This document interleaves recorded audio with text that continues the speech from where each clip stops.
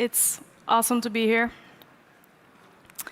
Today, I will be talking about automatic map feature creation, how map features are made, and how they make it to the map.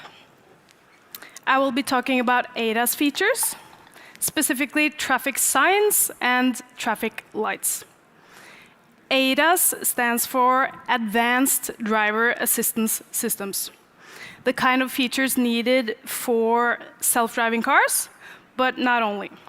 ADAS features are needed for adaptive cruise control, lane departure warning, collision warning, emergency braking, etc.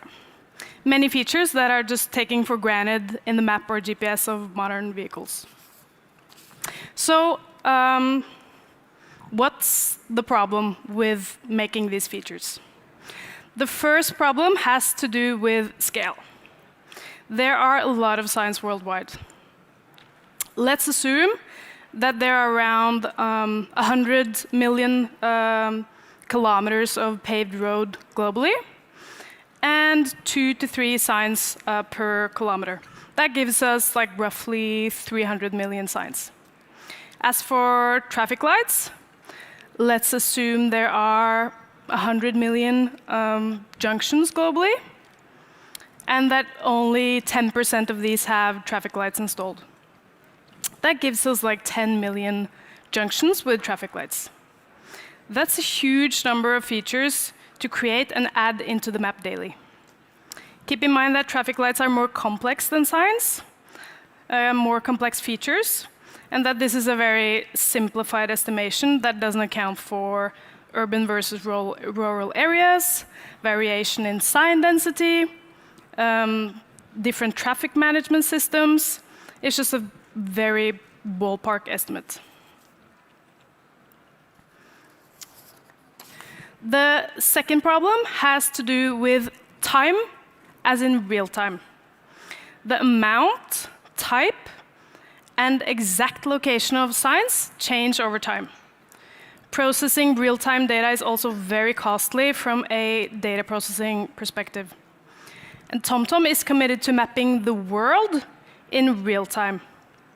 So creating 310 million traffic signs and lights with correct type and exact location manually would be an incredible endeavor. It has been done in certain areas. Maps used to be hand-drawn, but it doesn't scale worldwide. Furthermore, traffic signs and lights change over time. Not as rapidly as real-time traffic, but they can certainly change from 1 hour to the next because of roadworks, an earthquake, or any other event. So even if we were able to create a map layer with all these features manually, by the time we've created it, it would be outdated. There are many other problems as well, but I hope we've established what some of the main problems are. So why should we care? Fun fact, when I recently moved to Amsterdam from my home country, mountainous Norway, to Amsterdam, which I think we all know is flat, like a Dutch pancake, I caught myself getting lost all the time. I realized that I didn't have any hills or anything I could use as a directional reference. You can't use water as a reference here because it's everywhere, and to make it worse, like the center of Amsterdam is just like a bunch of circles around each other or outside of each other. It took me weeks to find and remember a preferred way to work. So if you're new here and you keep getting lost, you're not alone. TLDR, I'm just like selfishly in need of excellent maps.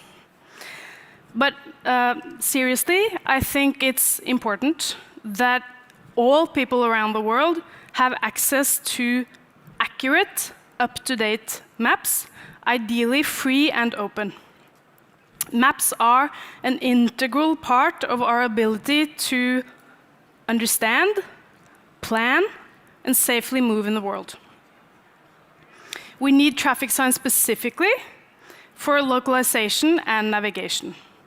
If the map knows that it's a yellow light ahead, then the car can know that it should slow down.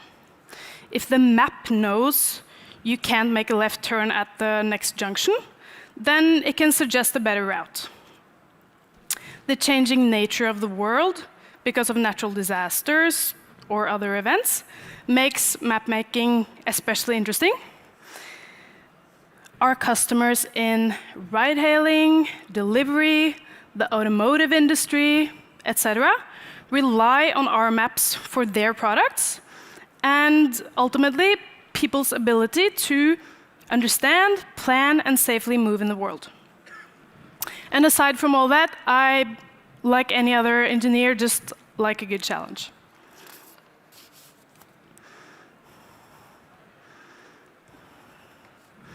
Hello, everyone. My name is Julia. Until recently, I was the engineering manager for the science value stream, the feature team responsible for creating traffic signs and lights, and for publishing them to the map.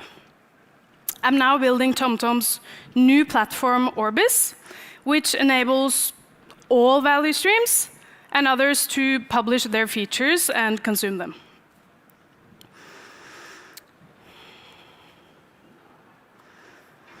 Okay, so how do we do this? Here's some possible solutions I've heard.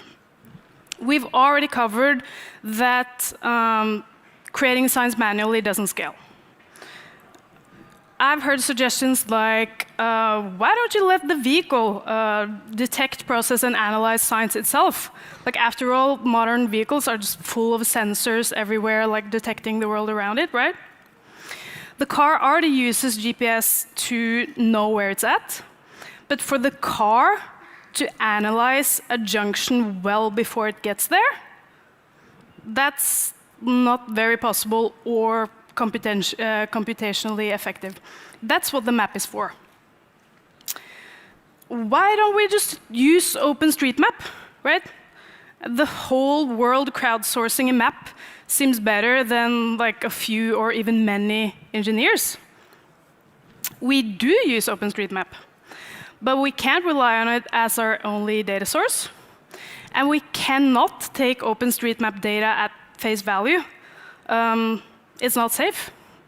Anyone can edit OpenStreetMap, so the data needs to be verified. Also, OpenStreetMap has very varied coverage. Some areas have great coverage, like some areas in Norway where it's a super active OpenStreetMap community. That's great. But other areas don't have any coverage at all. So what do you do there?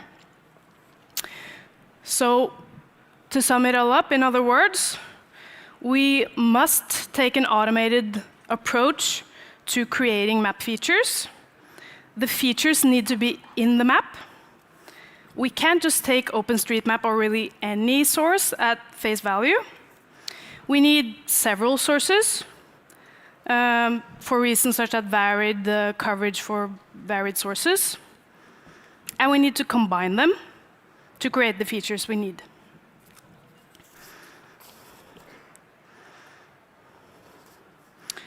This is the data flow of automatic sign creation in a nutshell.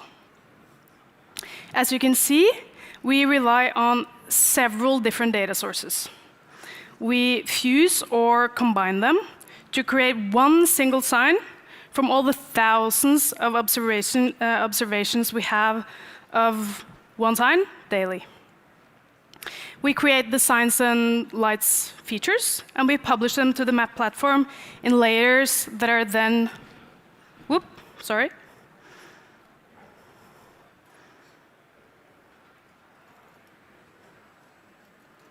that are then combined with all the other layers in the map. Did you just see this? Okay.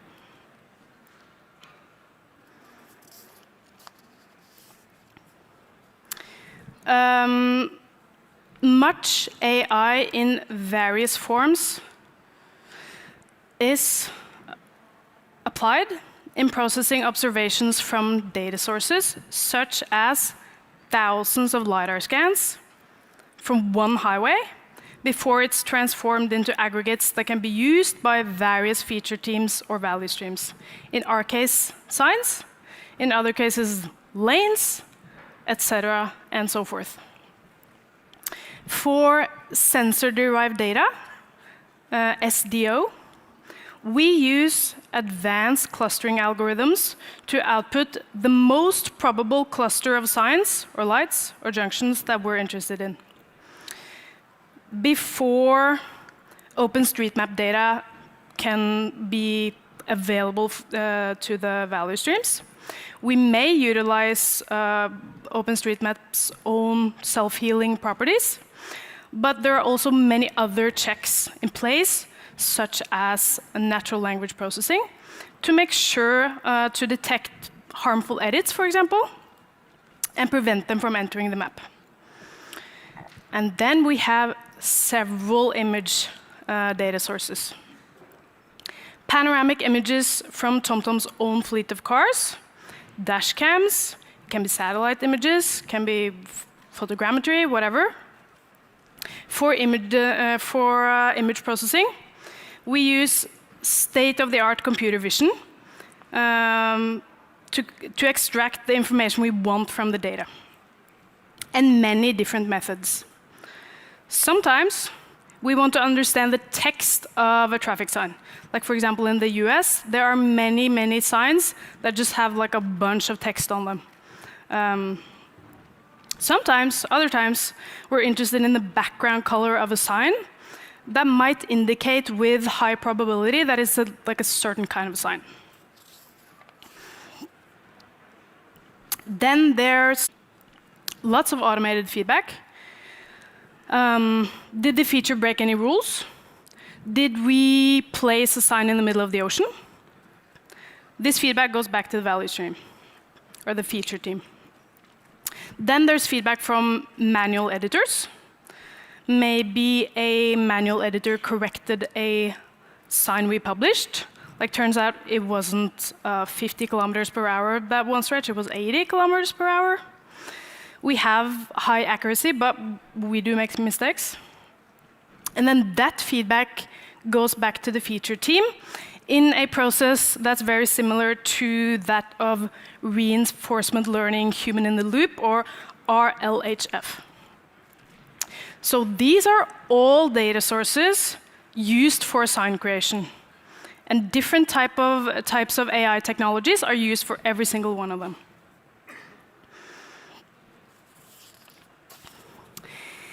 Inside sign creation, there is a lot of interesting stuff going on.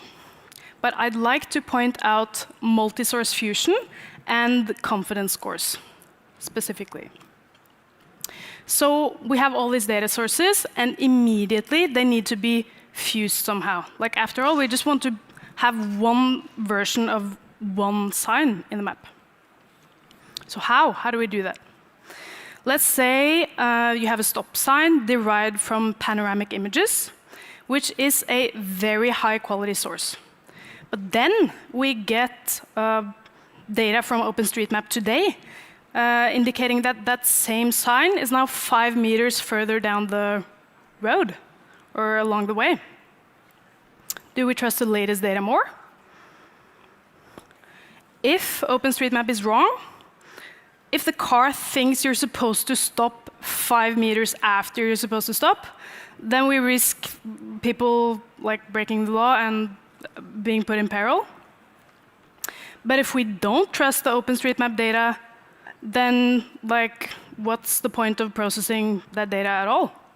If it's the freshest data we have, then it might be the case that this sign moved for whatever reason. So for multi-source fusion, there are 2 main steps. First, there's nearest neighbor matching to find association between 2 sources you want to fuse or combine. Once this association has been established, then we have certain rules for aggregating sources, for example, average for position, number of observations, timestamp, etc. and the output is the highest likely sign type and position. That's what we want. For confidence scores, the cool thing about our approach is that it's data-based, or it's data-driven, I would say. An off-the-shelf confidence score from a neural network is not calibrated, but ours is. Instead of just looking at a confidence scores out of a neural network, we take a data set and compare it to reality, or what we like to call ground truth. If our data varies from ground truth, then we calibrate the score. And that gives us high confidence in our confidence scores. There are many other cool things as well happening in sign creation, but I cannot go into everything here and now. Once the sign knowledge is created and map matched, they're published as layers to the map platform. There are hundreds of layers being published to the map. Signs and lights are just 2. And there are still many things happening between layers being published to the platform, and features like actually being in the map in the hands of end users, such as binding, product create, quality, rules checking, and analytics on many different stages. When the signs value stream has published their signs and checked that they didn't cause havoc in the map, the team goes back to fusing more sources, creating more signs for more areas, and creating new features. New features altogether.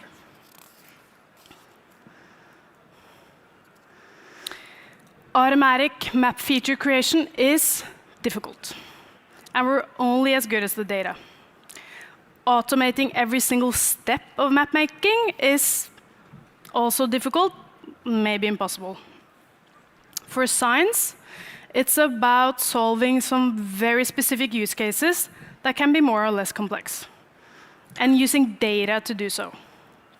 Like for traffic lights, how do you calculate the distance to the stop line when one traffic light or several apply to a road with many lanes and different stop lines? How do you do this in a scalable, fast, and cost-effective way that doesn't require the feature to query every lane, for example, as that would be too slow and too costly? These and dozens of other fun/frustrating problems are the types of problems we're solving for in TomTom. And if you think that sounds cool, you should get in touch.